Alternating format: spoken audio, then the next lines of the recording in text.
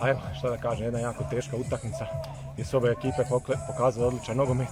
Znali smo pod njihovim trenerom kako igraju visoki pressing i to su danas, nažalost, naše 3 greške kaznili sa 3 gola.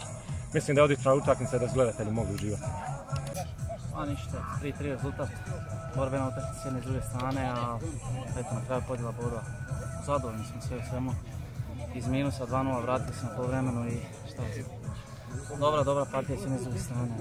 Svaka čast obje ekipe i to je to, ne. Borba, dugo je prvenstvo. Zanimljiva utakmica koju su na kraju prekida odlučili. Dobili smo 3 gola iz prekida, zabili smo 2 iz prekida, drugo poluvreme je apsolutno naša dominacija, Haški za jednog udarca, slobodnog udarca daje prekrasan gol. Opet se nakon toga vrati, imamo 3-4 situacije, ali nismo uspjeli slomiti tekmu na našu stranu, ali kada u gostima dobiš 3 gola, izvučeš bod, bitno je bilo ući pozitivnim rezultatom u prvenstvo.